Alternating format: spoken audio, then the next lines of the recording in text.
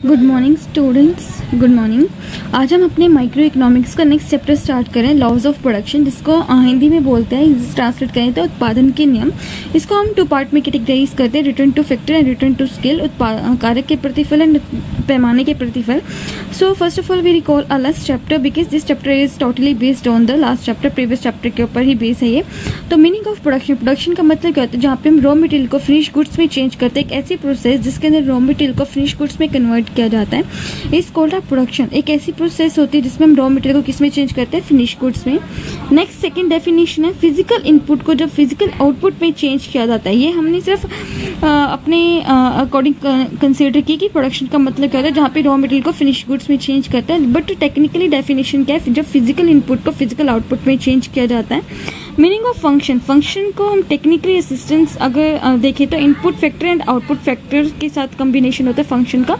L Q is equal to F function, L land, labour and the capital. तो production function क्या होता है? एक ऐसी प्रोसेस जिसके अंदर हम इनपुट को आउटपुट में चेंज करते हैं with the help of factors की हेल्प से जब चेंज किया जाता है। नेक्स्ट आता है टाइम पीरियड। हमने टाइम पीरियड को टू पार्ट में कैटेगराइज किया था, short period and the long period. Is the most important concept, यहाँ से ही हम डिस्कस करेंगे return to factor, return to scale को।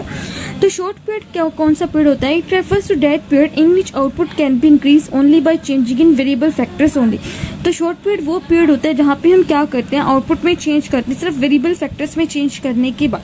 जो लॉन्ग पीरियड होता है उसके अंदर हम क्या करते हैं? सभी टोटली ऑल जितने भी फैक्टर्स होते हैं वो वेरिएबल होते हैं, चाहे आपका फिक्स फैक्टर वो भी क्या होता है? आपका वेरिएबल फैक्टर्स होता है। तो हमारे टू टाइप के फैक्टर्स होते हैं, एक होता है फिक्स फैक्टर, एक होता है वेरिएबल फैक्टर्स। तो टाइम पीरियड को डिस्कस करने से पहले हम डिस्कस करते हैं फिक्स्ड और वेरिएबल फैक्टर्स को डिस्कस करते हैं।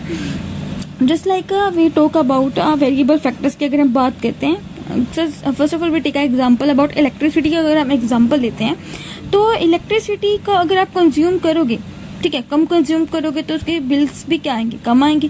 अगर आप इलेक्ट्रिसिटी को ज्यादा यूज करोगे तो उसका बिल चार्जेस भी क्या आएंगे? ज्यादा आएंगे। तो इलेक्ट्रिसिटी आपका एक बेस्ट एग्जांपल आपका वेरिएबल फैक्टर्स का। तो वेरिएबल फैक्टर वो फैक्टर्स होते हैं जिसके अंदर आप क्या करते हो? जितना ज्यादा यूज करते हो उतना ही ज्यादा क्या आता है? Bill. In the same sense आप प्रोडक्शन में इसको कंसिडर करो, जैसे जैसे आप वेरिएबल फैक्टर्स को इंक्रीज करोगे वैसे वैसे आपका जो टोटल प्रोडक्शन होगा वो क्या होगा? आपका इंक्रीज होगा। जस्ट लाइक ऐसा ना हो, आई होप सभी पास हो। जैसे हम एक एग्जांपल लेते हैं कि अगर एक स्टूडेंट है अपना, ठीक है, अब उसने उसके 12th के एग्जाम हुए थे, अब रिजल्ट आना था। अगर मे बी आई होप अगर उसको लगता है कि बाई चांस उसका रिजल्ट अच्छा नहीं आता, उसके फैमिली मेंबर्स उससे पूछते हैं कि रिजल्ट क्या रहा, वो कोई जवाब नहीं देता। मतलब इससे सभी को पता है कि मतलब उसको वो क्लियर नहीं हुआ। तो हम क्या कह सकते हैं? लॉन्ग रन के लिए वो क्या करेगा कि अपनी स्टडी छोड़ देगा, मे बी 12th के बाद उसके पापा कहेंगे कोई काम वगैरह कर ले। तो लॉन्ग पीरियड में वो क्या करेगा कि अपने जो भी बिजनेस स्टार्ट करेगा वो लॉन्ग पीरियड के लिए स्टार्ट करेगा। उसके लिए सभी फैक्टर्स क्या होंगे? वेरिएबल्स होंगे। उसको पता है कि उसने अब काम ही करना है। और शॉर्ट पीरियड की बात करते हैं, वो कहेगा कि फंटेस्टिक 100% धांसू मेरे पेपर हुए हैं, ठीक है। तो शॉर्ट पीरियड के लिए वो क्या सोचेगा? 12th के एग्जाम के बाद मे बी मैं 3 मंथ के लिए कहीं काम कर लूँ, ठीक है। तो वहाँ पे वो सिर्फ फिक्स जो फैक्टर्स होंगे, लेंथ वगैरह होगी या फिर जो भी मशीन्स वगैरह होगी, जो भी आप लगा सकते हैं, मतलब कुछ ज़्यादा इसमें इन्वेस्टमेंट ज़्यादा नहीं करेगा। तो ओनली चेंजेस किस में करेगा? वो सिर्फ वेरिएबल फैक्टर्स के अंदर ही चेंजेस करेगा। So let us discuss about the short term and the long term. इसके अंदर दो फैक्टर्स होते हैं हमारे पास, fix factor and the variable factors. तो शॉर्ट टर्म वो पीरियड होता है जिसके अंदर हम फिक्स फैक्टर में कोई भी चेंजेस नहीं करते, कोई भी चेंजेस नहीं होता। किस में चेंजेस नहीं होता? हमारा फिक्स फैक्टर के अंदर कोई भी चेंजेस नहीं होता। शॉर्ट पीरियड के अंदर चेंजेस किस में होता है? ओनली वेरिएबल फैक्टर्स में।